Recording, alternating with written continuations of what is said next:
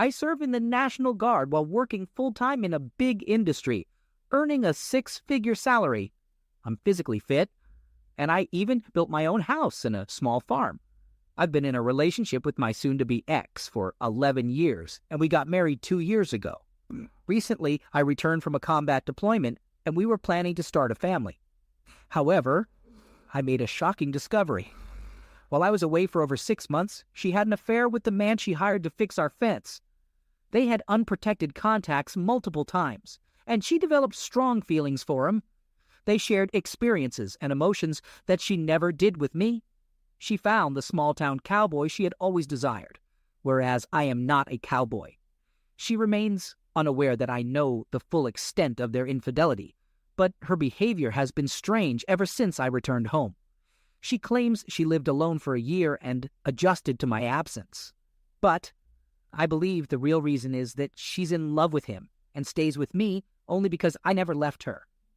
She knows I'm a good provider and protector, while he's a younger, attractive cowboy who's married, has kids, and sleeps with clients. What did I do to deserve this? She discussed starting a family with him, having kids and running away together.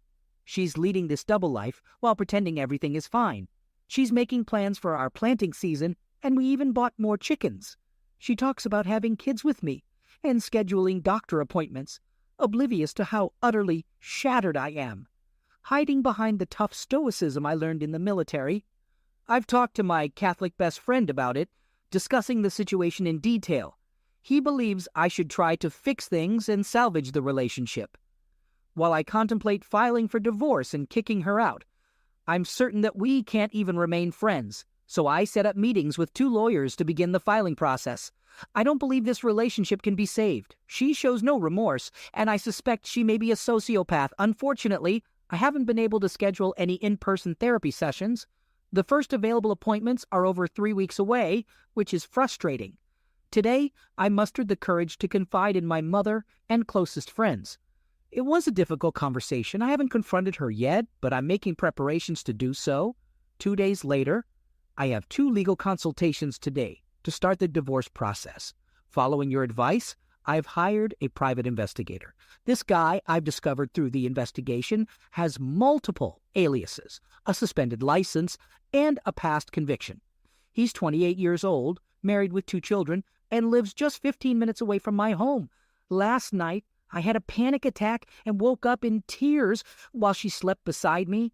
I apologized, and she suggested that my distress might be caused by workout supplements or something I picked up during my time overseas. Either she's manipulating me completely, or she genuinely has no idea about the situation. I woke up at 13:45 after working the night shift at the refinery. The PI I hired informed me that she had lunch with him at Qdoba while I was sleeping, even though she claimed to be out shopping. When she returned, I asked her if she went out for lunch, and she blatantly lied to my face, acting like everything was normal. I plan to confront her on her birthday when she comes back. I'm currently working on filing paperwork and preparing for closure on my terms. Day X. It was a beautiful day, much too nice for the tumult that was about to unfold. I woke early, feeling strangely calm, my decision firmly made. I'd spent the morning preparing myself. After a long, punishing workout to clear my head, I took a deep breath and set my plan in motion. My wife came home in the early evening, looking radiant and excited. She had spent the day shopping, making herself look pretty for her big day. As she walked through the door, I handed her a beautifully wrapped box. Her eyes sparkled with anticipation, and she excitedly tore it open. Her face fell when she saw the neatly folded divorce papers within. The shock was plain to see, as was the realization. It was over. I told her about the affair, the cowboy, and the lies. Each word felt like a blow to her stomach. She collapsed, crying and pleading for forgiveness, but it was too late. Then the phone started ringing. It was her parents wanting to wish her a happy birthday, and it was my finest hour. I told them all the truth, and all I heard was my mother-in-law screaming. Poor lady. I had decided to make it public. Her family, friends, and colleagues received emails with evidence of her infidelity. I was done protecting her reputation. The shock in her eyes was evident as she picked up call after call, her sobs and apologies echoing through the room. It was the worst birthday of her life, a far cry from the celebration she'd imagined. So I finally made it to the last part of my plan. I swung open the front door, and right there on the porch were all her things. She wasn't welcome in our house anymore. Her begging turned into loud cries, but I didn't care. I didn't back down. She had to gather her stuff and get out. A few days later, her sister and family are now gaslighting me, blaming me for causing the situation. They dismissed the fact that she engaged in unprotected contact with another guy, attributing it to my emotional unavailability. My wife told the cowboy's wife that it was all fabricated. The cowboy and his wife have decided to reconcile, and she is now pregnant with his third child. My wife's family prioritizes family first, implying that I'm not considered part of their family, and they side with my wife instead of helping us heal. She scoffed at the suggestion of going to individual therapy and working things out. She believes everything will be fine and that she can manipulate me into staying. Update. This morning she signed the divorce paperwork and I filed it. We had a lengthy conversation. She expressed a strong desire to repair our marriage, rating it 10-10, and promised to make a sincere effort over the next 89 days to demonstrate that. However, I don't care. It's been a few weeks now. Her calls and texts come less frequently now. I hear from mutual friends that she's not doing well. She's miserable, they say, alone and regretful. She's searching for houses in Texas and attempting to transfer with her company. Today, on May 12th, the divorce has been finalized. I ended up keeping the house while she's moving to Texas and changing jobs. She still shows no remorse and never took responsibility for destroying our life together. Deployment was challenging, but returning home to a situation that led to a divorce was even worse. The past few months since my return from the Middle East have been the toughest period of my life. Every story has two sides, but this specific situation completely shattered me as a man. It broke me down to my core foundation. I had to rediscover my vulnerability. The faith I found again while overseas has been a source of strength for me, and I'm grateful for that. Understanding why people do terrible things or betray others has been a challenging question that I still don't have answers to. Everything happens for a purpose. Even if that purpose was to show you that building a family and life with a specific person wasn't the intended path for you. Without my faith, the support of my closest friends from the academy, my friends and family back home, and the constant check-ins from the men and women I deployed with, I don't know where I would be today. To those who consistently called and texted me during my darkest moments, thank you. Now, it's time to begin a new chapter with someone who genuinely desires to create those stories alongside me.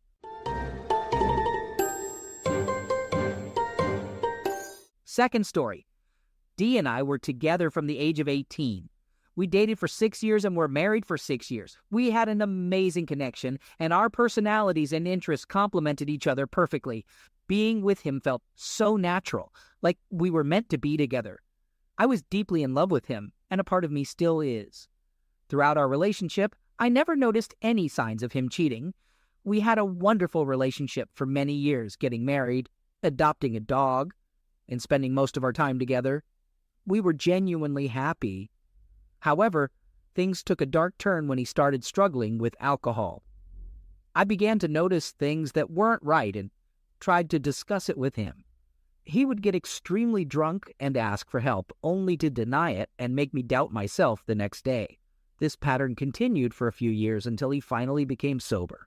I was proud of his sobriety at the time, but little did I know he had replaced one obsession with another. I did see changes in him. He started getting easily annoyed, feeling down, and had constant dark circles under his eyes. He became distant, and I felt like there was an emotional gap between us. He stopped initiating closeness and seemed mentally absent when we did engage. It worried me, but I convinced myself that it was due to the difficult situations we had been through. Let me tell you about the incredibly tough 3 years we had prior to this. He was diagnosed with a cancer when he was 27 years old and passed away at the age of 30. As part of his treatment, he had to undergo surgery to remove one of his testicles. Although he managed to cope with it, he never fully dealt with the emotional impact it had on him. During the period between his diagnosis and the surgery, we decided to start trying for a baby. but it wasn't successful. I still remember the moment I came home and had to tell him that there was no heartbeat. The expression in his eyes. That was when I realized I had lost him completely. He never recovered from that moment and gradually fell into a deep depression. We had started seeking infertility treatment, which initially involved investigating the issue. I felt like I was going through it all by myself. Meanwhile, he seemed to always be engrossed in his computer, playing games and participating in Discord chats. However, it felt like he was never truly present after that. I felt incredibly isolated, and my attempts to connect with him only seemed to push him further away. I couldn't comprehend it, and it wasn't until after his last days that I began to grasp the reasons behind his behavior. I started to feel afraid of getting pregnant, and my therapist suggested we pause unprotected contacts until I felt more secure. When I shared this with him, he reacted strangely. He became angry with me, expressing that he needed closeness for emotional well-being and was disappointed that I couldn't meet his needs. He rarely opened up about his feelings, so I appreciated his honesty. I wanted to continue the conversation to understand better, but he said he wasn't ready for that discussion. The following day, he seemed highly agitated and anxious. He told me he needed to confess something and struggled for several minutes before finally saying, "I think I have obsession with X movies." His intense distress didn't match the significance of X movies in our relationship. I couldn't comprehend why he was reacting this way. He mentioned feeling like he was losing control and experiencing fear, which confused me even more. After this admission, he was exhausted and just wanted to have dinner. The following morning, as I was preparing for work, he woke up and greeted me with a sleepy smile, saying, "I love you." We shared a kiss, and I playfully tousled his hair before leaving the room. Little did I know, those would be our final words. At 13:20, he stopped responding to my texts and didn't answer any calls. When I returned home, I noticed the back door was open and the house was eerily quiet. I went outside and discovered him in the garage. He had used a rope and his shorts were pulled down, exposing him. His phone lay on the ground next to his right hand with a shattered screen. It was an accident resulting from autoerotic asphyxiation. I never imagined he would actually put himself in real danger. That's how I learned about his obsession with closeness. As my world crumbled, the puzzle pieces started to come together. I moved back in with my parents, feeling like an empty shell. I had a desperate desire to understand why he would engage in something so perilous. Although I couldn't unlock his phone, I could access his Google history, which surprisingly appeared clean. Why didn't he keep a search history? Why was location history disabled? And why did he never share his phone password with me? It was clear where my search was heading. Eventually, I discovered that he had a VPN subscription, made a $10 transaction on Cash App to a woman, and remained logged into a single X-Movies site.